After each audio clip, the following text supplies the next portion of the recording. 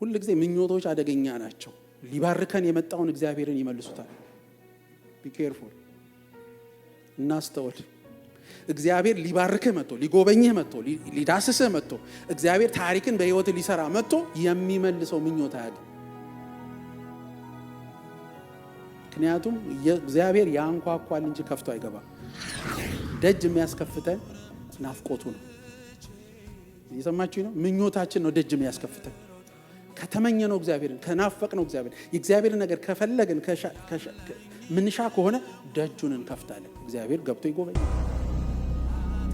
ያዕቆብ በእኔነት ምኞት ባህር ጀምሮ በእግዚአብሔር ምኞት የጨረሰ ሰው ነው። ወጣቱ ነው፣ ጎልማሶቹ ነው፣ በእርጅና እድሜ ላይ ሆኖ አሁንም እግዚአብሔርን መፈለግ አለብን። ለምን ብትሉኝ ፍጻሜያችንን ማማር አለበት። ምኞታችን ዴስቲኒያችንን ይወክላል ብያቸዋለሁ ቅድም። ዴስቲኒያችን ላይ ተጽዕኖ አለው።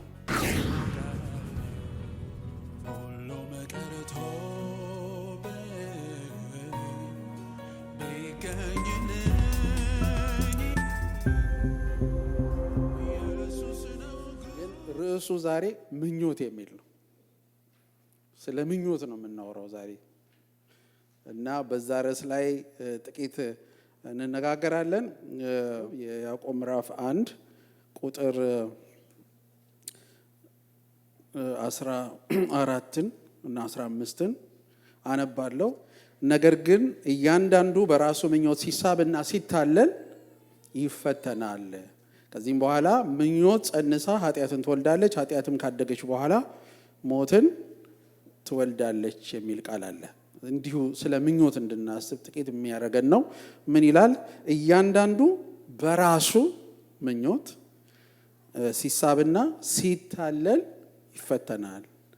ከዚያም በኋላ ምኞት ጸንሳ ኃጢአትን ትወልዳለች፣ ኃጢአትም ካደገች በኋላ ሞትን ትወልዳለች የሚል ቃል አለ።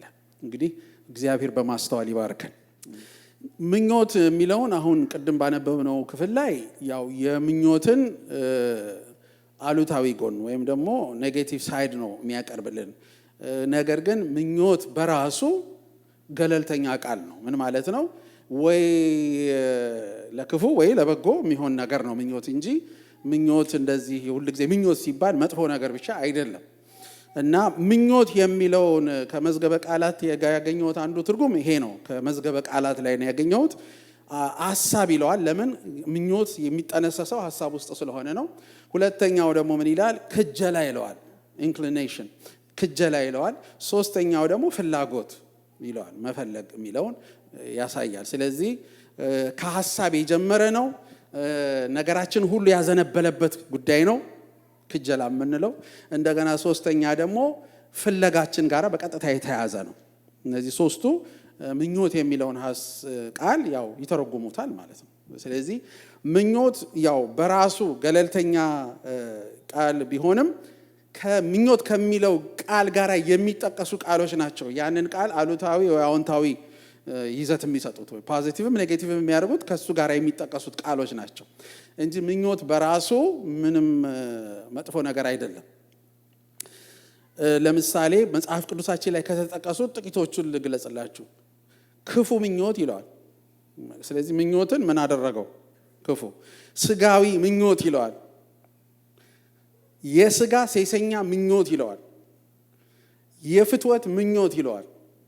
የጎልማሳነት ምኞት ይለዋል። ዓለማዊ ምኞት ይለዋል። የሚያስነውር ምኞት ይላል። እርኩስ ምኞት ይላል። በይሄ በሙሉ በአሉታዊ ወይም በአፍራሽ ጎኑ ስናየው መጽሐፍ ቅዱስ የሚጠቅሳቸው አይነት ምኞቶች ናቸው። የሚገርሙ ናቸው። በነገራችን ላይ አንዳንዴ እነዚህን ማጥናት እነዚህን ከመዋጋት ጋራ ሊረዳን ይችላል። ከመዋጋት ሲያስፈልግ ማለት ነው። በአዎንታዊ ጎኑ መልካም ምኞት ወይም በጎ ምኞት ብሎ የእግዚአብሔር ቃል ሲጠቅስ ደግሞ እናገኛለን። መልካም ምኞት ወይም በጎ ምኞት ብሎ የእግዚአብሔር ቃል የሚጠቅሳቸውን እናያለን። እነዚህ በብዙ ጥቅሶች ውስጥ የተገለጡ ግን እንዲወጥ ቀንጨብ አድርጌ ለአይዲያ ለሐሳብ ያክል ያቀረብኳቸው ናቸው። እንግዲህ ምኞትን በጣም አስፈላጊ ወይም ደግሞ ምን ልበላችሁ በጣም ኢምፖርታንት የሚያደርገው ነገር ምንድነው? ምኞት የሚለው ቃል በአንድ ሰው ህይወት ውስጥ በአንድ ማህበረሰብ ህይወት ውስጥ በአንድ ሀገር ውስጥ ምኞት የሚለው ነገር ምንድነው ተጽዕኖ ምንድነው ብላችሁ ካሰባችሁ የሰው ምኞቱ ማንነቱን አካሄዱንና ፍጻሜውን ይወስናል። ሶስቱን ነገሮች ይወስናል። የሰው ምኞቱ ማንነቱን አካሄዱን እና ፍጻሜውን ይወስናል። ስለዚህ ማን መሆኔ አንዱ የሚገለጸው በምኞቶቼ ነው። ማንነቴ ራሱ ሪፍሌክት የሚደረገው ወይም የሚያንጸባርቀው ማንነቴ ሰው መጥቶ እኔ ላይ የሚያነበው ነገር ከምኞት የሚወጣ ነው። ሁለተኛው አካሄድ ነው፣ የምኖርበት ስርዓት ነው። ምኞት ከምኞቴ የተነሳ ነው ብዙ አካሄዶቼን የሚሄደው በምድር ላይ ማለት ነው ስኖር። ሶስተኛው ደግሞ ምኞት ፍጻሜን ይወስናል። ፍጻሜ ላይ ትልቅ ተጽዕኖ አለው። ስለዚህ ይሄ የምኞት ዓለማችን የምንለው ነገር እንዲህ እንደዋዛ እንደቀላል የምናየው ሳይሆን በጣም አስፈላጊ የሆነ ነገር ነው ማለት ነው። ልብ ልንል የሚገባው ውስጣችን ስለምናመላልሳቸው ምኞቶች በጣም ማሰብ አለብን። ምክንያቱም ከዛ ጀምሮ ነው ሶስት ነገሮቻችንን የሚጫነው። ማንነታችንን ይጫናል፣ አካሄዳችንን ይጫናል፣ እንደገና ፍጻሜያችን ላይ ደግሞ ተጽዕኖ ያመጣል። ይኸውላችሁ መልካችን የሚመስለው ምኞታችንን ነው። መልካችን የሚመስለው ምኞታችንን ነው። ስለዚህ በጣም ልብ ልንል ይገባል። ይኸውላችሁ ምኞት ትንሽ ደግሞ ዘርዘር ስናደርገው በውስጣችን እንዲያድግና ህይወታችን እንዲሸነፍለት የፈቀድንለት ሐሳብ ነው ምኞት ማለት። ልድገምላችሁ። በውስጣችን እንዲያድግና ህይወታችን እንዲሸነፍለት የፈቀድነው ሐሳብ ነው ምኞት። ወሳኝ ነው። አቤት ይሄን ሁሉ የማስታወስ ጸጋ ይብዛላችሁ። እንዲህ ቁጭ ብላችሁ የምታዩኝ ሰዎች ማለት ነው። በእውነት ይሄ እኮ የህይወት ቁልፍ ነው የምነግራችሁ ዛሬ። የሚገርም ነገር። አቤት ስለዚህ ቃል ስሙ የተባረከ ይሁን። የቃሉ ተማሪዎች ያርገን። አሜን። እንግዲህ አሁን ይውላችሁ ምኞት ምን አልኳችሁ? በውስጣችን እንዲያድግ የምንፈቅድለት ሐሳብ ነው። ህይወታችንን እንዲያሸንፍ የምንፈቅድለት ሐሳብ ነው ምኞት ማለት። እና አንዳንድ ሰው ተነስቶ የሆነ ነገር ሲሆን ስታዩ ራሳችሁም ስትሆኑ ማለት ነው። ከራሳችሁ ጀምሮ መቼም ያው እኛ ሁሌ የራሳችን ስለማይታየን የሰው ስለሚታየን ማለት ነው። ግን አንድ ሰው የሆነ ነገር ሲሆን ስናይ ዝም ብሎ አይደለም ያ ሰው የሚሆነው ውስጡ ካለው ምኞት የተነሳ ነው እንደዛ የሚሆነው። እና ምኞት ማለት በቃ ልክ ጀልባ ላይ ሄዳችሁ እቺ ትንሿ ጀልባውን መሪዋ የለችም በቃ እቺ ከኋላ ጭራው ላይ ተቀጥለ እንትን ላይ እንዲህ ካለ ወደ ቀኝ ይሄዳል፣ እንዲህ ካለ ወደ ግራ ይሄዳል የምንላት ያቺ መሪዋ ናት። በቃ ቀላል ነገር አይደለም። ሰው በምኞቱ ነው ብዙ ነገር ውስጥ የሚገባው። የምኞት ዓለማችሁን ከመንፈስ ቅዱስ ጋር መግዛት ከቻላችሁ የሚሆን መልካም ነገር አለ። መመኘት አልተከለከለም ብላችሁ የፈለጋችሁትን አትመኙ። በጣም አደገኛ ነገር ነው። ከተዝረከረከ አእምሮ ይጠብቅህ በሉ ሌላ አንድ ሰው የመጣ ሁሉ ምኞት የማያገኘው ማለት ነው። የሚያገኘው ማለት የተዝረከረከ አእምሮ አይደል? በቃ ከዛ አእምሮ እግዚአብሔር ይጠብቃል። አሜን። በመጽሐፍ ቅዱስ ላይ ሁለት ጥቅሶች በምኞትን በአፍራሽ ጎኑና በገንቢ ጎኑ ወይም በአሉታዊና በአዎንታዊ ነው የሚባለው ኔጌቲቭ ኤንድ ፖዚቲቭ የምንለው በኩል ስናይ አሁን አሉታዊ ጎኑን ስናይ ሁለተኛ ጴጥሮስ ምዕራፍ 2 ቁጥር 14 ላይ ሁለተኛ ጴጥሮስ 2:14 ላይ ምንዝር የሞላባቸው ኃጢአትንም የማይተዉ አይኖች አሏቸው። አይገርምም? ያገላለጹን እየሰማችሁ ይሆናል። ስለ ምንዝር ብቻ ስላችሁ ምንዝር ላይ እንዳቀሩ በለፉና ከዛ ደግሞ ይሁት ምን ይላል? ምንዝር የሞላባቸው ኃጢአትን የማይተዉ አይኖች አሏቸው፣ የማይጸኑትን ነፍሳት ያታልላሉ። ስሙ ይህን ቃል መመኘትን የለመደ ልብ አላቸው። አይገርምም? ይሄ ቃል መመኘትን የለመደ ልብ አላቸው የተረገሙ ናቸው ይላል። ምንድነው የሚመኙት? ክፉን ነገር መመኘት የለመደ ልብ አላቸው ይላል። አይገርማችሁም? ዛሬ አንድ ነገር ተምረን እንውጣ ከዚህ ሌላ ባንማር። ምኞት ራስን ያስለመድከው ነገር ነው። ምክንያቱም ሰው ራሱን ማስለመድ ይችላል በሆነ ምኞት ውስጥ እንዲኖር። በጣም ቁልፍ ቃል ይሄ። ከዚህ ትልቅ ዴፊኒሽን ትርጓሜ መውሰድ እንችላለን። አሁን ምንድነው ሰዎች ራሳቸውን ለክፉ ምኞት ትሬን ሊያደርጉ ሊያሰለጥኑ ይችላሉ ማለት ነው። ለዚህ ነው የመጣ ሁሉ ሐሳብ ላንተ አልመጣም። መግፋት ያለብህን ግፋ፣ መዝጋት ያለብህን በር ዝጋ እንጂ የመጣው ሐሳብ ሁሉ ከአንተ ኢንተርቴን እንድታደርግ ወይም ደግሞ እንድታሰላስለው አይደለም የመጣው። ለዚህ ነው መጽሐፍ ቅዱስ ጌታችን ኢየሱስ ክርስቶስ ሲናገር ከምትሰሙት ሁሉ ተጠበቁ የሚለው። ለዚህ ነው ተጠበቁ ማለት ምን ማለት ነው? የምትዘጋበት ነገር ይኖር። ኧረ አሜን።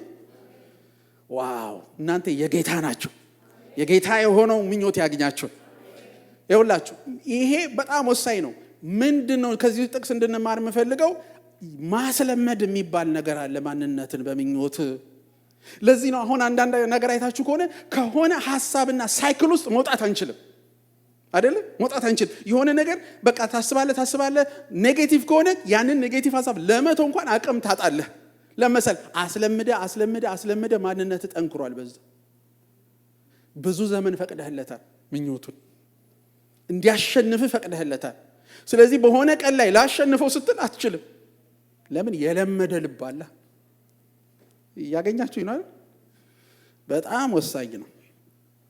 በአዎንታዊ ደግሞ ጎኑ በፖዚቲቭ በኩል ስናየው ደግሞ ምሳሌ 11:23 በጣም የሚገርም ቃል ነው። የጻድቅ ምኞት በጎ ብቻ ነው ይላል። አይገርማችሁም? የጻድቅ ምኞት በጎ ብቻ ነው። እሺ እንደገና ፊልጵስዩስ 8:8 በጎ ብቻ ስለሆነ የጻድቅ ምኞት ሐዋርያው ጳውሎስ እንደዚህ አይነት አእምሮ ስላለው እንደዚህ አይነት ነገር ማንነት ስላለው ምን ሲል ለጢሞቴዎስ ለፊልጵስዩስ ሰዎች ይነግራቸዋል? በቀረውስ ወንድሞች ሆይ እውነተኛ የሆነውን ነገር ሁሉ፣ ጭምትነት ያለበትን ነገር ሁሉ፣ ጽድቅ የሆነውን ነገር ሁሉ፣ ንጹህ የሆነውን ነገር ሁሉ፣ ፍቅር ያለበትን ነገር ሁሉ፣ መልካም ወሬ ያለበትን ነገር ሁሉ፣ በጎነት ቢሆን ምስጋና ቢሆን እነዚህን አስቡ አለ። በሌላ ቋንቋ ምን እያለ ነው? ምኞታችሁ በዚህ ቀረጽ፣ ውስጣችሁ ያለ ናፍቆት በዚህ ቀረጽ፣ እናንተን እንዲያሸንፋችሁ የምትፈቅዱላቸው ነገሮች በዚህ ቀረጹ። ከዚህ ውጪ ከዚህ ባውንደሪ አይውጡ። በዚህ ባውንደሪ በዚህ ድንበር ውስጥ ይሁኑ የእናንተ ነገሮች። ኧረ አሜን። አእምሮን ማከም የሚፈልግ ሰው ፊልጵስዩስ 4:8 ተንበርክኮ በእግዚአብሔር ፊት ሜዲቴት ማድረግ አለበት ብዬ በጣም አምናለሁ። ማሰላሰል አለበት። አእምሯችሁ ሲታመምባችሁ፣ አእምሮ መታመም ማለት አንዳንዴ ስትታወቁ፣ ስትረበሹ፣ ሐሳባችሁ መሰብሰብ ሲያቀታችሁ፣ በጭንቅ ስትጨነቁ፣ ግራ ስትጋቡ አይቴሉ በርከክ በሉና ፊልጵስዩስ 4:8 እንደ መድኃኒት እንደ አንድ ክኒን ውሰዱት። አእምሯችሁን ይፈታዋል። ለምን? የእግዚአብሔር ቃል ብርቱ ነው፣ ኃያል ነው። እግዚአብሔር የተባረከ ይሁን። ስለዚህ አጠራችሁን ነው የምታወጡት። ብድግ ትሉና ኖ ለሌላ ሐሳብ ራሴን አልሰጥም፣ የምሰጠው ለዚህ ሐሳብ ነው ብለህ ዲክሌር ታደርጋለህ፣ ታውጃለህ በላይ ላይ ማለት ነው። እንግዲህ ይሄ ምኞት የሚባለው ነገር አደገኛ ፎርስ ነው። ኃይለኛ፣ በጣም ኃይለኛ ነው። ጉልበት አለ፣ እንደ ውሃ ሙላት ነው። ለዚህ ነው ሰው አንዴ የተመኘው ነገር ጥሩም ይሁን ክፉ ሲመኘው ወደኋላ ለማለት አይችልም። ስለ አምኖን ስታስቡ ያችን ሴት ተመኛት፣ እህቱን አይደለም፣ ከተመኛ በኋላ ምንም ሊመልሰው አልቻለም። በቃ የፈለገውን እስከሚያደርግ ቀን ድረስ ምንም ነገር አምኖንን ወደኋላ አልመለሰውም። በቃ እንደዚህ ነው ጉልበቱ ማለት ነው የምኞቱ። ሰው አንድ ጊዜ በኃጢአት ከወደቀ በኋላ ይሄ ነባሪ ምኞት ማለት ምኞቱ ባይ ዲፎልት ማለት ነው። ምኞቱ ባይ ዲፎልት ምንድን ነው ብላችሁ ስትሉ አንድ ሰው በኃጢአት ከወደቀ በኋላ ምኞቱ ተቀርጿል። በክርስቶስ ነው እንጂ የሚዋጀው ካለ ክርስቶስ የተቀረጸ ምኞት አለ ውስጥ። ስለሱ ምኞት እግዚአብሔር ቃል ሲናገር ዘፍጥረት 6:5 ላይ እግዚአብሔር ተገርሞ የተናገረው ነው።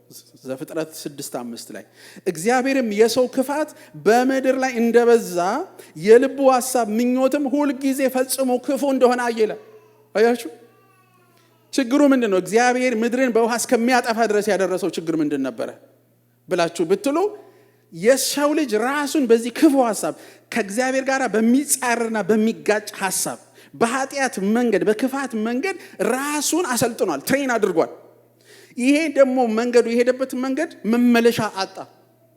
ሲያጣ ጊዜ እግዚአብሔር ማጽዳት አለብኛል። ኖ ሲነሳ እግዚአብሔር ሪቨርስ ማድረግ አልችልም፣ ይሄንን ማጥፋትና ማስወገድ ነው የሚችለው አለ። አይገርምም? ምን ያህል ጉልበት እንዳለው ታውቃላችሁ? ውስጣችን ኢንተርቴይን የምናደርገው በምኞት የምንነዳበት ጉልበት እንዴት ኃይለኛ እንደሆነ ተመኝተው አይደለም ምን ያሉት ለራሳችን ስማችንን እናስጠራ አይደለም እስከሚሉ ድረስ በባቢሎን የደረሱት ከፍ ያለ ነገር እንስራ፣ ከእግዚአብሔር በላይ እኛ ራሳችን እንድረስ ወደ እግዚአብሔር አሉ። የሚገርም እኮ ነው። አቤት የሰው ምኞት! አጠገባችሁ ያለውን ሰው ዛሬ እንደዚህ ብላችሁ ባርኩት፣ ለምኞትህ ልጓም አበጅለት በሉት። ልጓም የሌለው ፈረስ አያደርገን ጌታ። አይዟችሁ፣ ፈረስ አይደለንም፣ እንደ ፈረስ አያርገን ለማለት ነው። እንግዲህ ሰው በክርስትናው በክርስቶስን በመከተሉ አምኖ ሲድን ሌላ አዲስ ምኞት አለ። አሜን። ሌላ አዲስ ምኞት አለ። ይሄንን በብሉይ ኪዳን በትንቢት ድምፅ ሕዝቅኤል ሲናገር ሕዝቅኤል 36 ቁጥር 26 ላይ እግዚአብሔር ያለው ቃል ነው፣ አዲስ ልብ እሰጣችኋለሁ፣ አዲስ መንፈስ በውስጣችሁ አኖራለሁ፣ የድንጋዩን ልብ ከስጋችሁ አወጣለሁ፣ የስጋንም ልብ እሰጣችኋለሁ አለ። ስለዚህ እግዚአብሔር ያደረገው ነው ታውቃላችሁ። ይሄ ክፉ ምኞት የለመደውን ልብ ነቅሎ በክርስቶስ አዲስ ልብ። ምክንያቱም አሁን ምኞት መቀመጫ አለው፣ መቀመጫው ልባችን ነው። ስለዚህ ልቡን ነው የቀየረው እግዚአብሔር። ኧረ አሜን። አዲስ ልብ እሰጣችኋለሁ፣ የድንጋዩን ልብ ከስጋችሁ አወጣለሁ፣ የስጋንም ልብ እሰጣችኋለሁ ብሎ ይናገራል። ስለዚህ ይሄ የሚያሳየው ምንድን ነው? አዲስ ምኞት እኛ ውስጥ ማደግ እንዲችል። ሃሌሉያ! ኦ ኢየሱስ ጌታ ነው። ሰው በክርስቶስ ሲሆን አዲስ ፍጥረት ሲሆን አዲስ ምኞት በውስጡ ይነሳል። ገላትያ ላይ ሲናገር የተናገረው አለ። እሱን ከማለት በፊት ይችላል ብላችሁ ይሄንኑ አሁን የጠቀስኩላችሁ የብሉይን ጥቅስ ማለትም በትንቢት ድምፅ የመጣውን በአዲስ ኪዳን በሁለተኛ ቆሮንቶስ ምዕራፍ 5 ቁጥር 17 ላይ ሲናገር ስለዚህ ማንም በክርስቶስ ቢሆን አዲስ ፍጥረት ነው፣ አሮጌው ነገር አልፈዋል፣ እነሆ ሁሉም ምን ሆኗል? አዲስ ሆኗል ብሎ ሲናገር እናያለን። እግዚአብሔር ለምንድን ነው አዲስ ያደረገው? ምክንያቱም ከሞተው ማንነት ከወደቀው ማንነታችን ውስጥ የሚነሱ ክፉ ምኞቶች መዓት ናቸው። ስለዚህ እነዛን ክፉ ምኞቶች አቅም ኖሯቸው እንዳያሸንፉን ማሸነፍ የሚችል አዲስ ልብ እግዚአብሔር ሰጠን፣ አዲስ ሰው አደረገን። እግዚአብሔር እየተባረከ ይሆን። እንግዲህ ይሄንን ካለ ሲል ሐዋርያው ጳውሎስ እንግዲህ ወሳኝ የሆነው ነገር ምንድን ነው ሲናገር አሁን በአዲስ ኪዳን ክፉ ምኞት በቀላሉ በክርስቶስ ኢየሱስ በሆኑ ሰዎች ሕይወት ውስጥ ክፉ ምኞት በቀላሉ ኃይል አግኝቶ ተጭኖ ድል ነስቷቸው ሊኖር ይችላል? አይችልም በቀላሉ። ለምን እንደማይችል ላሳያችሁ። ደግሞ ለምን ሰዎች ታዲያ በክርስቶስ ሆነው ከእንደዚህ አይነት ተጽዕኖ ስር ይሆናሉ የሚለውንም በዛው እንድንመልስ ገላትያ ምዕራፍ 5 ቁጥር 1 ላይ በነፃነት ልንኖር ክርስቶስ ነፃነት አወጣን። እስቲ አንዴ ጮሁ እና በሉት፣ በነፃነት ልንኖር ክርስቶስ ነፃነት አወጣን። አንዴን በለው፣ በነፃነት ክርስቶስ እስቲ ነፃ አውጥቶኛል በለው። አሁን ነፃ አውጥቶኛል ብሎ ሲያቆም እዚህ ጋራ ዩርዳን ካሁን በኋላ ምንም ችግር የለብህም ዝም ብለህ ትኖራለህ ነው መልእክቱ ወይስ ምንድነው የሚቀጥለው? ምን ይላል? እንግዲህ ጸንታችሁ ቆሙ። ምን ማለት ነው? እስቲ አዲስ ልብ አለኝ በሉ። በክርስቶስ የሆናችሁ ሰዎች አዲስ ልብ አለኝ በሉ እስቲ።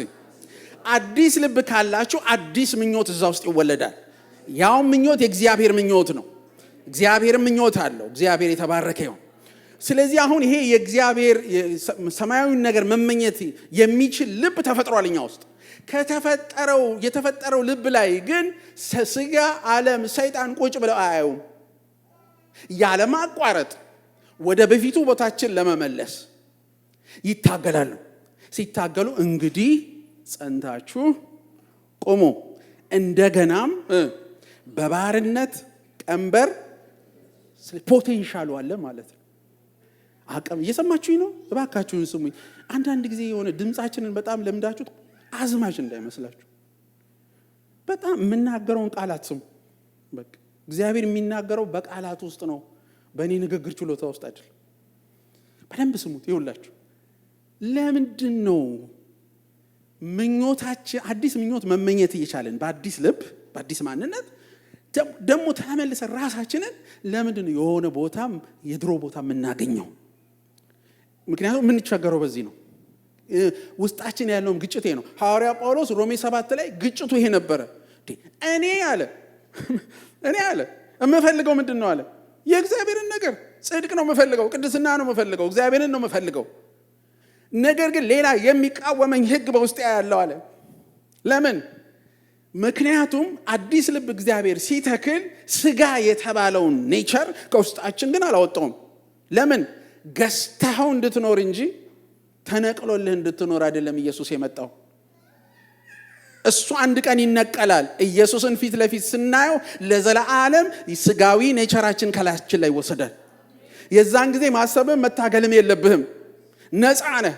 አሁን ግን ምን ታደርገዋለህ? ትገዛዋለህ። ስጋ በመንፈስ ላይ መንፈስም በስጋም ላይ ይቀዋወማሉ ይላል። በመንፈስ ተመላለሱ እያለ ይናገራል። ስለዚህ አሁን እንድንገዛው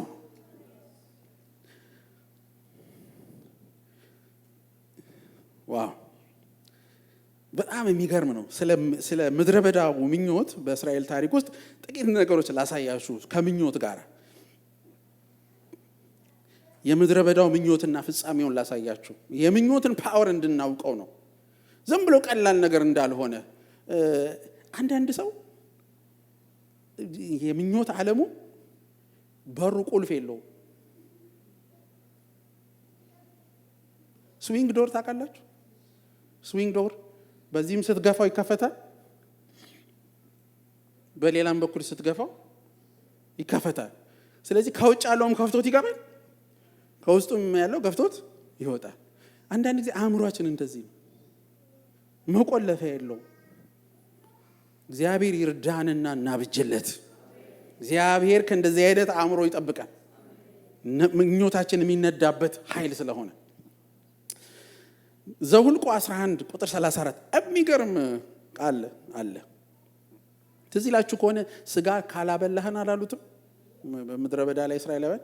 በቃን ሰለችን፣ ይሄ መና ብለህ የምታወርደው ነገር ደከመን እና ምን ስጠን፣ እኛ ስጋ አምሮናል።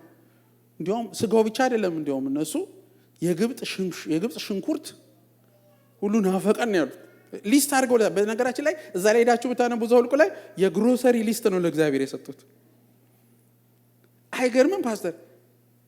ካለምንም ሜዲካል ኢንሹራንስ እያኖራቸው፣ ካለምንም ግሮሰሪ እየመገባቸው፣ ካለምንም የልብስ ሱቅ እያለበሳቸው፣ በቀን በደመና ባለፈውም ሳምንት ወንድማችን ኢሳይያስ ሰብክ ነው። ቀን በደመና ሌሊት በእሳት አምድ እግዚአብሔር በታላቅ ፕሮቪዥን ኢንሹራንስ ውስጥ ከቶ እየጠበቃቸው። ሰው ደህና ነገር አይጠይቅም? ቢጠይቅ አቤት የምኞት ትንሽነት! አረ እግዚአብሔር ከእንዲህ ያለ ምኞት ይጠብቀን። ምን ይጠይቃሉ እነሱ? ስጋ ትላለህ፣ ምድረ በዳ እንደዚህ ተጠብቀ ተከልለ። በጣም ነው የሚያስደንቁ። ስለ እሱ ቀን ሲናገር የእግዚአብሔር ቃል የጻፈበትን መንገድ እንድታዩ ትፈልጋለሁ። ከኔ ጋር ናቸው አይደለም? ጆሮአችሁን ውስጠኛውን ውጫውን ክፈቱና ስሙ። ይኸውላችሁ ዘኍልቍ 11:34 ምን ይላል? የጎመጁ ሕዝብ በዚያ ተቀብረዋልና ይላል። የጎመጁ ሕዝብ በዚያ ተቀብረዋልና የዚያ ስፍራ ስም የምኞት መቃብር ተብሎ ተጠራ ይላል። እግዚአብሔር ከእንዲህ ያለው የምኞት መቃብር ይሰውረን። ከእንደዚህ አይነት ሰፈር እግዚአብሔር ይጠብቃል። የጎመጁ ሕዝብ ይለዋል። መዝሙር 106 ቁጥር 14 ላይ መዝሙር 106 14 ላይ በምድረ በዳ ምኞትን ተመኙ፣ በበረሃም እግዚአብሔርን ተፈታተኑት ይላል። አይገርማችሁ? ያንተ ምኞት እግዚአብሔር የስ ልጄ የተመኘው ምኞት ደስ የሚል ነው ብሎ ከመተባበር ይልቅ እግዚአብሔር ራሱ ሲዋጋ አይገርምም? አንዳንዴ እኮ ተዋጋኝ የምንለው እኮ እግዚአብሔር ነው። ለምን? እሱ የሌለበት ምኞት ነው። ፈቃዱና ሐሳቡ ምክሩ የሌለበት ምኞት ነው። ይኸውላችሁ አንድ ነገር ልንገራችሁ። ክርስትና በምኞት ዓለም ውስጥ የምንኖረው ነገር አይደለም። በእግዚአብሔር ቃል በተቀረጸ ናፍቆትና ምኞት ውስጥ የምንኖረው ህይወት ነው። ይሄ ቃል ከሌለበት ክርስትና በራሱ ምንም ትርጉም የለውም። እኛ ክርስትና ስላልነው አይደለም፣ በዚህ መርህ ውስጥ ነው ያለው። ይሄ ነበር ችግራቸው። ስለ ሮሜ ደግሞ ምዕራፍ 1 ቁጥር 26 ላይ እግዚአብሔርን ስለማይፈልጉ ሰዎች ሲናገር የገለጸበትን መንገድ እንድታነቡ ትፈልጋለሁ። ለክፉ ምኞት አሳልፎ ስለመስጠት ምን ይላል? ስለዚህ እግዚአብሔር ለሚያስነውር ምኞት አሳልፎ ሰጣቸው ይላል። ስለዚህም ወንዶች ከወንድ ጋር የሚሆነውን ነገር ትተው ከሴቶች ጋር የሚሆነውን ነገር ትተው ከወንዶች ጋር አደረጉ፣ ሴቶችም ከወንድ ጋር የሚሆነውን ነገር ትተው ከሴቶች ጋር አደረጉ እያለ አሁን ዘመኑ ላይ ያው ምንጠላውን ነፍሳችን የምትጨነቅበት የሚያስጠላንን ነገር ሰዶም የነበረውን ነገር የምናየው ማለት ነው። ተመልከቱ። አይገርማችሁም? የሚለው ነገር ምንድን ነው? አደገኛ ነገር ነው። ምን ይላል መሰላችሁ? እግዚአብሔርን በዚህ ልክ ሲገፉትና ሲንቁት አለ። እግዚአብሔር እኮ ለአዲስ ነገር አልሰጣቸውም፣ ለገዛ ክፉ ምኞታቸው አሳልፎ ሰጣቸው።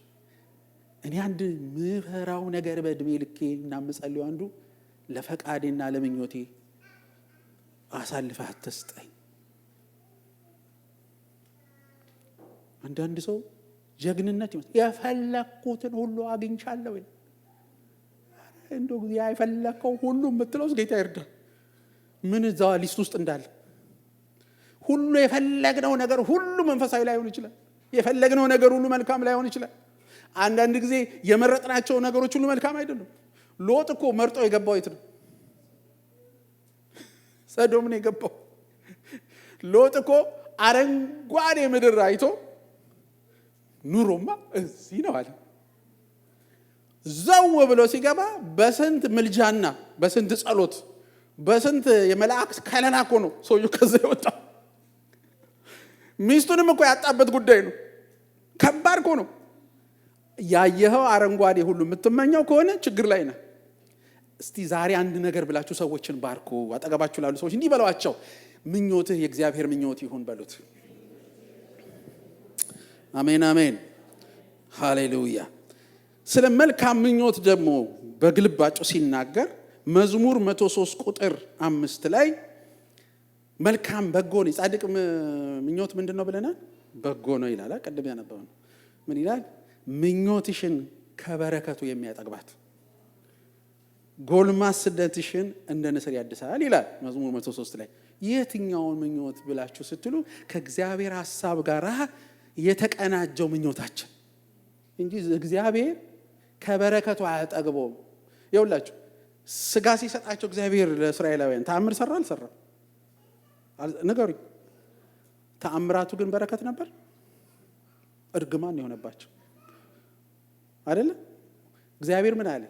ያው መቻሌን ላሳያችሁ አላቸው። ስጋ አይደል ያለ? 1 ወር ትበላላችሁ ነው ያላቸው።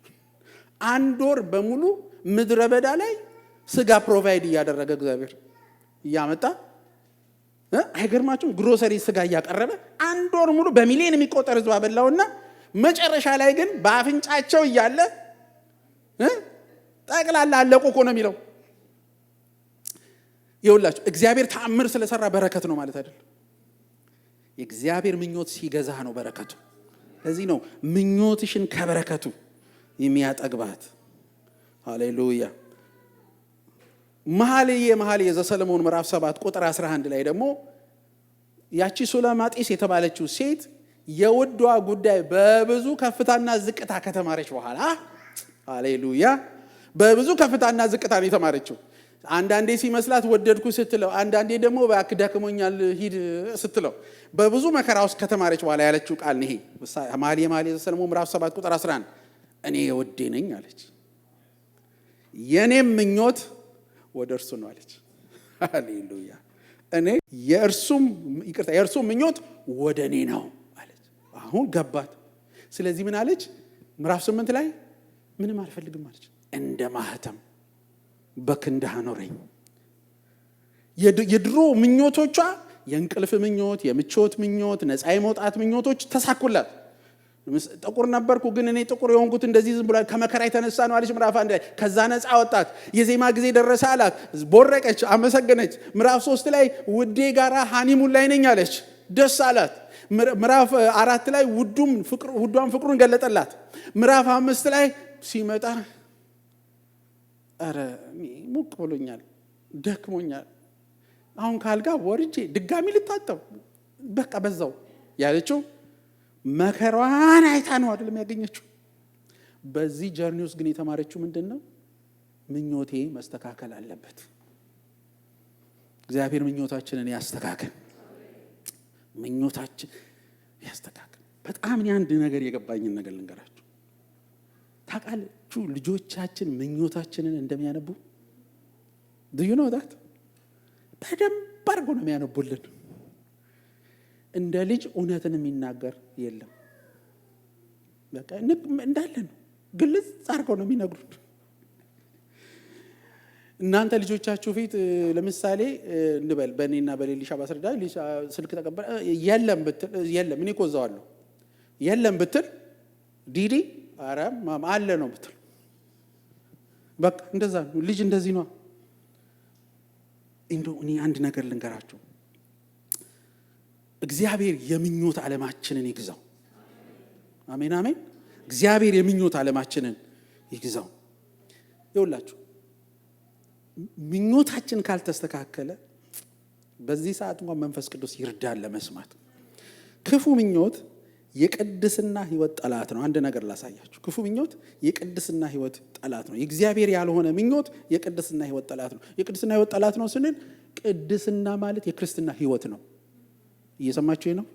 the lifestyle of Christianity is holiness።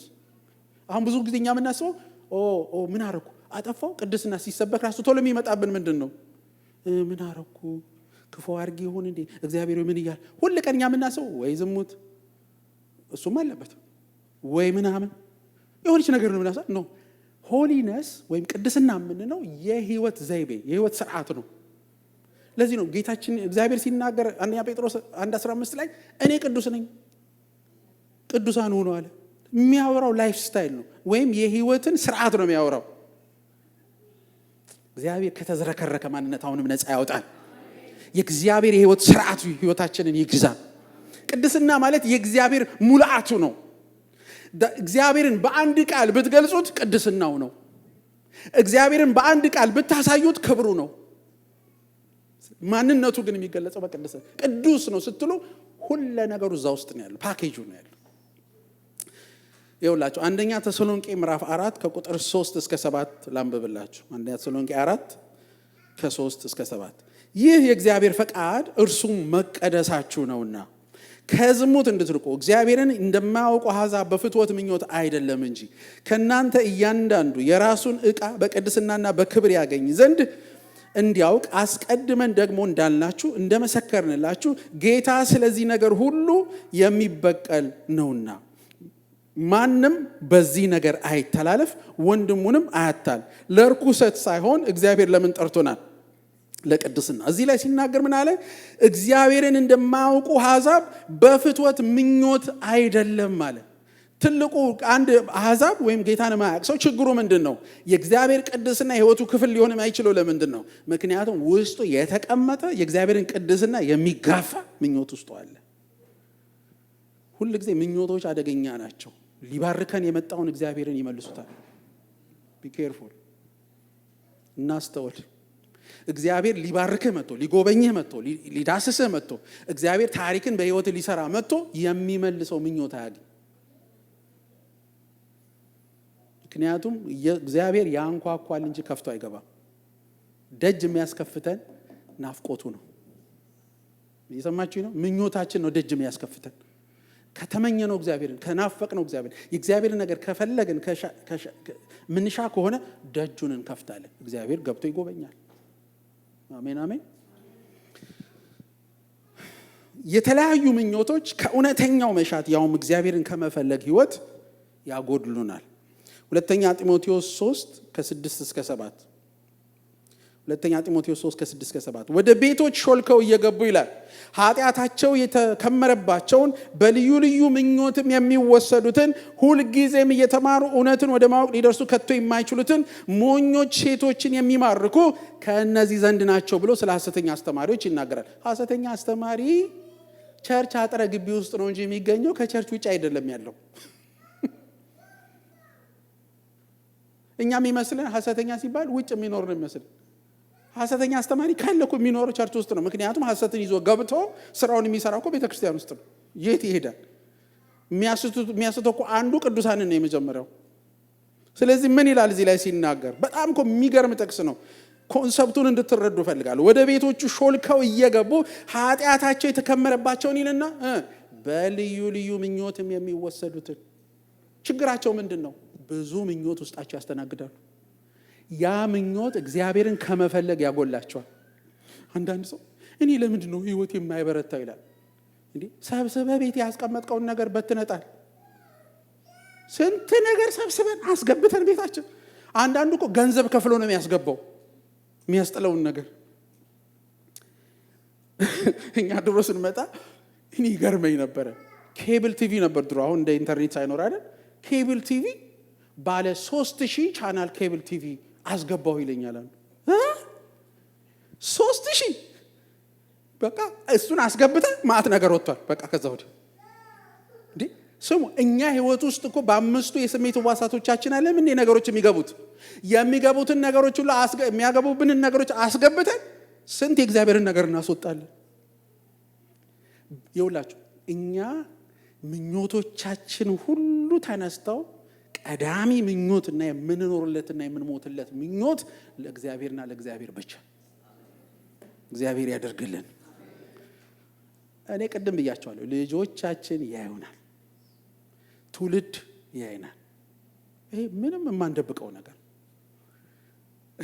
የሎሚ ዛፍ ስለ እኔ ብርቱካን ነኝ ቢልሽ ስልሽ እኔ ብርቱካን ነኝ ቢልሽ ይቻላል እንዴ? በቃ ሎሚ ነው። ፍሬ እኮ ማለት የምታፈራው ነገር ነው። ልትከለክለው ልትከልለው አትችልም እኮ። በቃ ያው እኮ ነው። ቢቀመስም ታውቋለህ፣ ቢታይም ታውቋለህ። በቃ ነው። እኔ ገርመኛል። እንዲህ ነኝ ብሎ ለማሳመን ጥረት ራሱ ያስቀኛል። እኔ ሰው መጥቶ እኔ እንዲህ ነኝ ብሎ ሲያሳምነኝ እሺ አሳምነኝ ነው የምለው። ከገባችሁ ልመንለት እንጂ ነው ማለት አይደለም። ማንነታችን እኮ ይገለጣል፣ በጣም ይገለጣል። ይኸውላችሁ ስለዚህ ምን አለ? በልዩ ልዩ ምኞት የሚወሰዱትን ሁል ጊዜ እየተማሩ እውነትን ወደ ማወቅ ከቶ የማይደርሱትን። እውነት የቀነጠቃቸው ምንድን ነው? ስለማይቀበሉ አይደለም፣ ውስጣቸው ያለው ምኞት አስጥሏቸዋል። ለዚህ ነው ቢያፈሱበት ምንም የማይቀበል መሬት ምን ሆነው አንዳንዴ ማዕት ምኞቶች ታጭቀዋል። አረ ምኞት አደገኛ ነገር ነው። እግዚአብሔር ይርዳን። ይኸውላችሁ መዝሙር 119 ቁጥር 2 እና 3 ላይ መዝሙር 119 2 እና 3 ምስክሩን የሚፈልጉ በፍጹም ልብ የሚሹት ምስጉኖች ናቸው።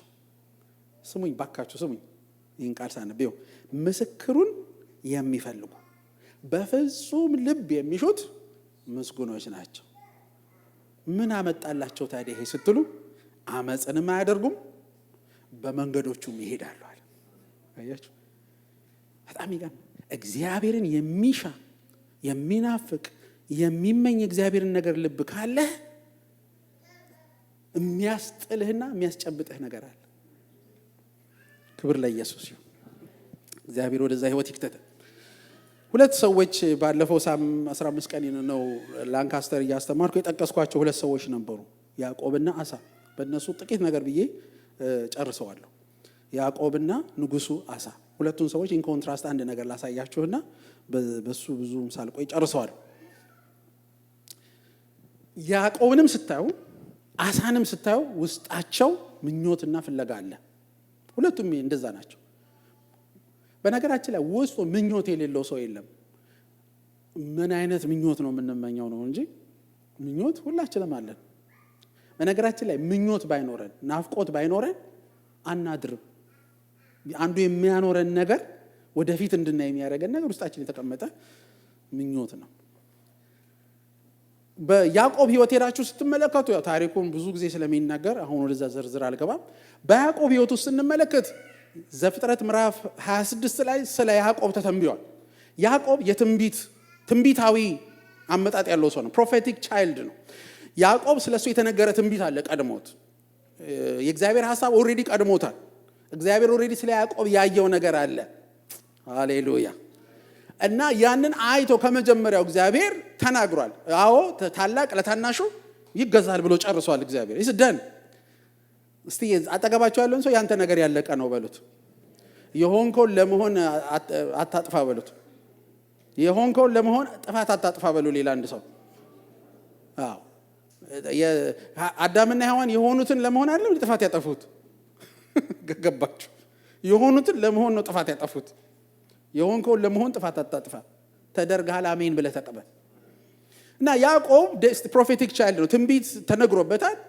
ማን እንደሆነ እግዚአብሔር በሱ ህይወት ተናግሯል። ነገር ግን እንደምታውቁት ያዕቆብ ከመጀመሪያው ጀምሮ ከእናቱ ጋር ሴራ በመጠንሰስ በረከቱን እሱ እንዲቀበል ለማድረግ እግዚአብሔርን እንርዳው ብለው የጀመሩ ናቸው። ያዕቆብም ሊረዳ እናቱም ልትረዳ ቀርበዋል። ይኸውላችሁ እግዚአብሔርን እርዱኝ እረዳቸዋለሁ የሚል ጥቅስ የለም። እዚህ ጋር ላቆመው፣ የቀረውን እናንተ ጨርሱት። እግዚአብሔር ምርኩዝ አያስፈልገውም። ኧረ አሜን። እግዚአብሔር ምርኩዝ አያስፈልገውም። እግዚአብሔር እውር ሲያበራ ተባበረኝ በቃ ካላንተ አይልም። እግዚአብሔር እኮ እውር አብርቷል አይደል? እግዚአብሔር የሰራው ነው። እኛን እኮ ተካፋይ ላይ ያደረገን ነው እንጂ እስቲ እዘዝና ያው እንደለመድኩት እኔ ልስራ የሚለን እንጂ እኔ እውር በኢየሱስም ብራ ስላልኩት ይመስላችኋል የሚበራው? የሚያበራው ስራውን የሚሰራው እግዚአብሔር ነው። ግን ተባበርና ከኔ ጋር ተባበር አብረ እግዚአብሔር ከእግዚአብሔር ጋር አብረን የምንሰራ ስንል ያው እንደዚህ ሆኗና እንዳይጧ ማለት ነው። እና ብዙ ልብ ባይሰማን ጥሩ ነው። የሚሰራው እግዚአብሔር ነው። አሜን። ያዕቆብ ይውላችሁ መጀመሪያ እግዚአብሔር ዘፍጥረት 28 ላይ ግን ልብ አውቆ ነፍስ ገዝቶ ከአጭበረበረ በኋላ ከእናቱ ጋራ በረከቱን ለመውሰድ የመጀመሪያው ጊዜ ሲወጣ ምድረ በዳ ላይ ድንጋይ ተንተርሶ በቤቴል ተኛ ይላል እግዚአብሔር ቃል ሲናገር። በዚያ ቦታ ላይ እግዚአብሔር ምን አለው? ያረገውን ነገር እኮ ያውቃል እግዚአብሔር። እግዚአብሔር በየጧቱ ሐሳቡን አይቀይርም። አቤት ይሄ ራሱ እኮ ስንት ረፍት መሰላችሁ ውስጡ ያለው። የሆነ ነገር ያጠፋህ ቀን ሐሳቡን ሊቀይርብኝ ነው ስትፈራ፣ የሆነ ቀን ደግሞ ትክክል የሰራ ቀን የስ ብሎኛል እያልክ እንደዚህ የሚባል ኑሮ የለም። ደከምክም በረታም ያሰበውን በእኛ መፈጸም የሚችል እግዚአብሔር ነው የምናመልከው። አሜን። ስለዚህ ምን አደረ? ድንጋይ ተንተርሶ ተኛና ያለው እግዚአብሔር ምን አለው? እባርክሃለሁ፣ ለበረከት አደርግሃለሁ፣ እኔ ካንተ ጋር እሆናለሁ፣ ፕሬዘንሴን እሰጥሃለሁ አለው። አይገርማችሁ? እና የሚያስፈልግህን ነገር ሁሉ እኔ ያዘጋጅልሃለሁ አለው። ያዕቆብ እንደው ተናገር ቢሉት እንደው ደህና ነገር አይናገርም። እሱም ብድግ አለና ጌታ ሆይ አለ የምበላው ስጠኝ። ከእንደዚህ አይነት ምስኪን ጥያቄ ተገላገል በሉ ሊል አንድ ሰው እሱ ለሀገር ለምድር ለሕዝብ በረከት አደርግሃለሁ እያለ አንተ የምበላው ስጠኝ ትላለህ? ኧረ በጌታ በኢየሱስ የያዕቆብን ንግግር ዘፍጥረት 28 ላይ ብታነቡት በጣም ሴንተርድ የሆነው ራሱ ላይ ነው። ስለ እግዚአብሔር ሐሳብ ምናምን ብዙም አይጨናነቅም። በቃ ስለ ራሱ ነው የሚያስበው። ባርከኝ፣ መበላትን ስጠኝ፣ መጠጣትን ስጠኝ፣ በቃችን ባርከኝ ይችን። እግዚአብሔር ሳይገረም አይቀርም። በዛ ቀን መገረሙንም መጨረሻ አይተነዋል። ይኸውላችሁ ያዕቆብ ስለ ራሱ ነው የሚያስበው። እናቱም ስለሱ ታስባለች፣ እሱም ስለ ራሱ ያስባል።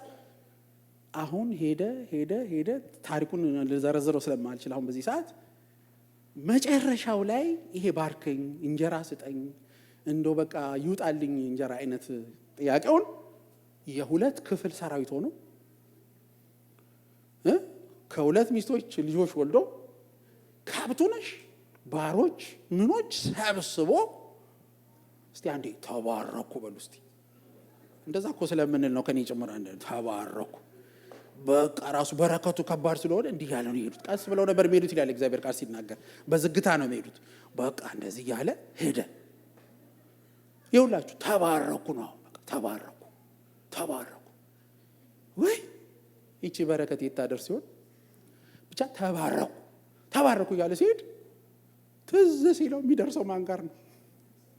ኤሳው ጋር። ያ ሁሉ ተባረኩ አንድ የሰው ፊት እንደማያቆመው አወቀ። አይገርማችሁ? አንድ ሰው ፊት የማያቆም በረከት ለዘላለም ይቅርብኝ። እሱ ከሆነ በረከት እሱ እስካሁን ድረስ ያሰበው ይሄው በቃ ተባርኬያለሁ፣ የሁለት ክፍል ሰራዊት ሆኛለሁ፣ ከብቱ ሀብቱ ንብረቱ ከኔ ጋር ነው፣ ያታለለኝን ራሱ እግዚአብሔር ቀጥቶልኝ ከላባ ወጥቼ አሁን እኔ በጣም ተባርኬ ወደ ምድሬ እየተመለስኩ ነው። አንድ ኤሳው ፊት እንዴት ይቆም? አንድ ሰው ፊት የማያቆም በረከት ከሆነ በረከት የምትለው ለዘላለም ይቅርብ። ከዛ ምን እንደሆነ ታውቃላችሁ? ይሄ ነገር አያዋጣም አለ። አንድ የሰው ፊት ያለኝ ነገር ሁሉ አያቆመኝም አለ። ጠቅላላ አሻገረና ብቻውን መጮህ ጀመረ። ምን የሚል ጮት? ካልባረከኝ ዘፍጥረት 28 የገባ ነው የሚያስብለው። ዘፍጥረት 28 እኮ ባረከው እሱ ያለውን በረከት። ከዛ ሲያየው ለካ አልተባረኩም። ለምን? በረከትማ ቢሆን ኖሮ አንድ የሰው ፊት እኔ እንደዚህ አልርበደበድም። ኧረ አባታችን እግዚአብሔር ማስተዋል ይስጣል። ስሙ፣ ካልባረከኝ አለቅህም አለው። አሁን እግዚአብሔር ገባው ማለት እግዚአብሔር እንደገባው ገባው። የገባው ምንድነው? ያዕቆብ ለካ እስከ ዛሬ ድረስ የፈለገው በረከት አይደለም። በረከት ይሄ ሁሉ የተሰበከው ስብከት ነው። ለካ ምኞቱ እስከ ዛሬ የነበረው ምኞት ሁሉ የትም የማያደርሰው ምኞት ነው። ስለዚህ ምኞቱ ተፈወሰ። ምኞቱ ተፈወሰና ኖ ኖ ኖ ኖ ኖ እኔ የሚያስፈልገኝ እግዚአብሔር የሚሰጠው ሳይሆን ራሱ እግዚአብሔር ነው የሚያስፈልገኝ አለ። ይሄን አለና ካልባረከኝ አለቅም። እንዴት ነው መባረክ? በራስ ባርከኝ ነው የሱ ጥያቄ። ከዛ እግዚአብሔርስ ዝም ብሎ መጥቶ ባረኩ። እንደ ዘንድሮ ነቢያት ያለው መሰላችሁ? ባረኩ ያለው መሰላችሁ? ከኪስ አውጥቶ እግዚአብሔር አይናገርም። በጣም ነው የሚያስደንቀኝ። ምን አለው? ስምህ ማን ነው?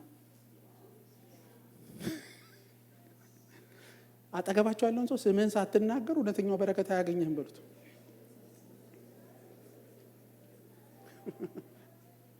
እኔ የሚመስለኝ እዛት ከዛ ሁሉ ግርግር ካልባረከኝ አለቅም ግርግር ባለ ስምህ ማን ነው ሲለው ያለም ይመስለኝ ነው። ይሄ እኔ ነው ያዕቆብ ያለ ነው የሚመስለኝ እንጂ ያዕቆብ አላለም። ለምን? የሰራትን ስራ ያውቃል። ማንነትህን አድሚት አድርገህ ምኞትህን እግዚአብሔር ካልፈወሰልህ ወደ ኔክስት ቻፕተር አትገባም። ምኞቱ እንዲፈወስ መሆን ያለበት ነገር አለ። ማንነትህን መጀመር። ለዚህ አንድ መጽሐፍ ቅዱስ ሲናገር እኮ ንስሐ ካልገባው በስተቀር እኮ አዲስ ህይወት እንኳን አልቀበልም። ንስሐ ካልገባው በስተቀር እኮ የሚቀጥለው ምዕራፍ የለም በህይወቴ። ስለዚህ ማንህ ተናገር። አሁን ያቺ ሰዓት ወሳኝ ናት። ለምን? አባቱ ፊት ሲቀርብ ኤሳው ነኝ ብሏል። በ10 ቢላ እኮ የሚበላ ሰው አለ ታውቃላችሁ አይደል? ይሄ ከገባችሁ 10 ቢላ እየቀያየረ የሚበላ ሰው በኢየሱስም ያስኩ ዛሬ ቢለን ጌታ አሪፍ ነው። በ10 ቢላ ማለት ምን ታውቃለህ? ሲያምር ያዕቆብ ነህ፣ ሲያምር ኤሳው ነህ፣ የፈለከውን ይሆንኩ ነው አንተ ተለዋዋጭ። እግዚአብሔር ግን እውነተኛው ማንነትህ ይገለጥና እውነተኛው በረከት ወደ አንተ፣ እውነተኛው ምኞትህ ዛሬ ይረካል አለው። ስለዚህ እሱ ምን አለ? ያዕቆብ አለ። ከእንግዲህ ወዲህ ያዕቆብ አትባልም። ሃሌሉያ! ከእንግዲህ ወዲህ ያዕቆብ አትባልም፣ ስምህ እስራኤል ነው። እዛ ጋር አንድ ህዝብ ተወለደ አይደል? እግዚአብሔር ስም እስራኤል ነው አለው። ያዕቆብ በእኔነት ምኞት ባህር ጀምሮ በእግዚአብሔር ምኞት የጨረሰ ሰው ነው። ፓስተር ዳኒ ባለፈው ይሰብክልን ነበረ። ሲወጣ እንኳን የጠየቀው ጥያቄ ምንድን ነው? አጥንቴን ይዛችሁ ውጡ ነው ያለው። የእግዚአብሔር ተስፋ ላይ ማንነት ላይ ተንጠልጥሎ ይወጡ። ስሙ፣ በእኔነት ጀምሮ ምኞት ጀምሮ በእግዚአብሔር ምኞት የጨረሰ ሰው ነው። ፈጠን ብዬ ቶሎ አሳውን ላሳያችሁ። አሳን ባጭር ነው ማሳያችሁ። ንጉሡ አሳ ሁለተኛ ዜና 14 15 16 አንብቡ በግል ሕይወታችሁ። ይሄ እንድታነቡ ኢንኮሬጅ አደርጋችኋል። ንጉሡ አሳ ግን ከከባድ የነገስታት ስርወ መሰረት የወጣ ሰው ነው። ልክ ንግስና ላይ ሲቀመጥ ፈርስት ቲንግ አሳ ያደረገው ነገር ምንድን ነው? እግዚአብሔርን ለመፈለግ ተነሳ ነው የሚለው። እሱ ደግሞ ገና ሲጀምር እኔ ሌላ ምኞት ይቅርብኝ እግዚአብሔርን ነው የምፈልገው ብሎ በእግዚአብሔር ፍለጋ ውስጥ ገባ። መጽሐፍ ሲነግረን ምዕራፍ 14 ላይ ሁለተኛ ዜና ላይ እግዚአብሔርን በፈለገ መጠን እግዚአብሔር ባረከው፣ ሰላምንም በዙሪያው ሰጠው፣ ነገሩም ተከናወነለት ይላል። ይሄ ግን በቃው መሰላችሁ? እሱ ነው አለ። እግዚአብሔርን መፈለግ ከኔ ከንጉሱ አልፎ ቤተ መንግስቴን ከቤተ መንግስቴ አልፎ ህዝቡ ውስጥ ሊገባ ስለሚያስፈልግ ጠቅላላ ምዕራፍ 15 ላይ ደግሞ ጠራቸውና ህዝቡን ሰበሰበና እግዚአብሔርን እንዲፈልጉ ተማማሉ ይላል። ደስ አይልም? ወደ ህዝቡ እንዲያውም ይግባ። እኔ ብቻ አይደለም፣ እግዚአብሔር ሁላችንም የምንፈልግ ምኞታችን እሱ ይሆንልን፣ ናፍቆታችን እሱ ይሆንልን፣ ረሃባችን እሱ ይሆንልናል። ጭራሽ ይሄን ደግሞ ሲያደርግ እንዲያውም በዚህ ጊዜ አንድ ነገር የሚል ቃል አለ። ሰናክሬም የሚባል ንጉስ ተነስቶ የኢትዮጵያ 1 ሚሊዮን ጦር ይዞበት መጣ ይላል። 1 ሚሊዮን እግዚአብሔርን እንፈልግ ብሎ ሲማማር 1 ሚሊዮን ጦር ተነሳ። 1 ሚሊዮን ጦር ሲነሳ እግዚአብሔርን የፈለገው ስለነበረ ቀጠለ። እሱ ጌታ ሆይ ምን እናድርጋለን? እግዚአብሔር 1 ሚሊዮን ጦር በእጁ ሰጠው። ከነገሰበት እድሜ ዘመን ጀምሮ ለ35 ዓመታት በአስደናቂ ሁኔታ እግዚአብሔርን የፈለገ ሰው ነው። ጅማሬያችሁን እንዲባርከው። 36ኛው ዓመት ሲመጣ እግዚአብሔርን ረሳው። ሄዳችሁ አንብቡ ምዕራፍ 16። 36ኛው ዓመት ላይ ሲደርስ እስከ 39ኛው ዓመት 4 ዓመቶች የመጨረሻ የህይወት መዝጊያውን ማለት ነው። አንደኛ ምክርን ከጠላቶቹ ፈለገ። ሁለተኛ ለጤንነቱ መተተኞችና አስማተኞችን ፈለገ። አይገርማችሁ? እኔ ብዬን ጮኩት። እኔ አንድ ጊዜ 2000 ላይ ይሄንን ክፍል ሳነብ Y2K ላይ ለምን በሉኝ። ዛሬ ወጣቱ ነው፣ ጎልማሶቹ ነው፣ በእርጅና እድሜ ላይ ሆኖ አሁንም እግዚአብሔርን መፈለግ አለብን። ለምን ብትሉኝ ፍጻሜያችንን ማማር አለበት። ምኞታችን ዴስቲኒያችንን ይወክላል ብያቸዋለሁ ቅድም። ዴስቲኒያችን ላይ ተጽዕኖ አለው፣ ፍጻሜያችን ላይ ተጽዕኖ አለው ብያቸዋለሁ።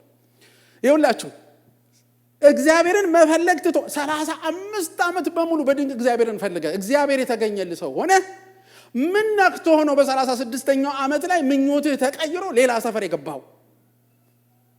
ያ የእግዚአብሔር ናፍቆት፣ የእግዚአብሔር ረሃብ፣ የእግዚአብሔር ምኞት ውስጡ ያለው የእግዚአብሔር ሀርት እየጠፋ ዋው!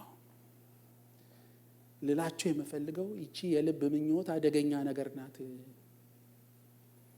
ምኞትን እንደ ቀላል ነገር አትዩ።